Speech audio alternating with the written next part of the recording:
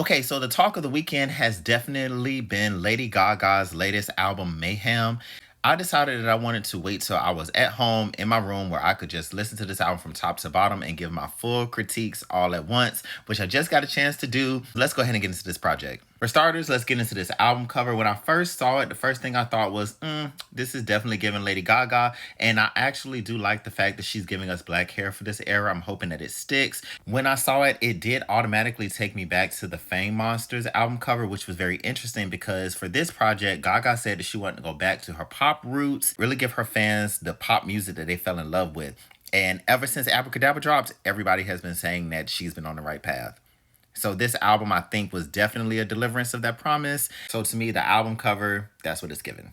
Because I like both Disease and Abracadabra, Abracadabra, I love the fact that she opened the album with songs that I already knew, which it normally makes it easier for me to kind of get into the project that way. And then we get into Garden of Eden. It was definitely a track that drew me in as being one of the first tracks off the album that I didn't know.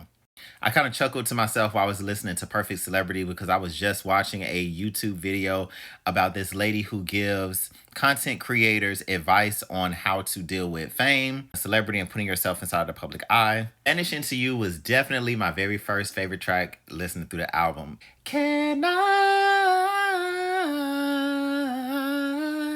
vanish into you? I was like, yes, ma'am. Once I got to Love Drug, from 8 through 11, just straight vibes. Actually, How Bad Do You Want Me and Shadow of a Man were two of my other favorites of the album. So those will probably be my top 3 of the project. When it comes to Gaga's last album, Chromatica, she did put out a Dawn of a Chromatica album, which was basically like a remix version of the project. So subconsciously, when I was listening to this, I actually was listening to see what songs could I hear other people on. When it comes to Zombie Boy, I definitely could hear Lizzo on that song. And when it comes to Killer, for some reason, Killer was definitely giving me one of the B-side songs from Janet Jackson's All For You album. If you get it, you get it, you know. If I had to pick one song off the album that didn't really pull me in completely on first listen, it would definitely be The Beast. But what I love about the ending of the album, y'all know how I am. When it comes to the end of this album, you need to make me want to start it all over. I really liked Blade of Grass, and I like the fact that it was a strong enough song that even if we didn't get Die With a Smile as the final record, which I'm so thankful that we did because I love Die With a Smile. I feel like including on the album, because it was such a big song, is really going to help this album age really well for her fans, because it'll definitely remind us of this time. And it's a beautiful record, so I loved ending the album with a song I already knew, and the fact that if she had chosen to leave it off the album, Blades of Grass would have definitely did a good job of closing the album correctly.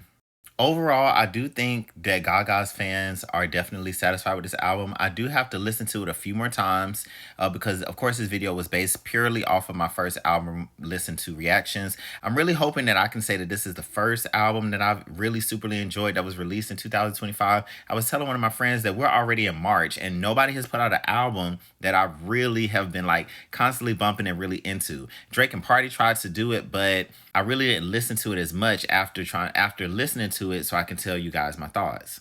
I know as a critique, some of her fans have said that they really wish that she was doing a little bit more belting throughout some of the records. And listening to it, I can honestly hear that. There were a few songs on there that I feel like we could have got more belt from. Actually, I would probably give it to like Shadow of a Man. And as an example, that one for me gave me a little bit more bop than the rest. Gaga has also been teasing a Telephone Part 2 throughout this era, but throughout this album rollout, which is probably one of the reasons why Don't Call Me Tonight made the track listing. Ah, you like how I did that, don't you?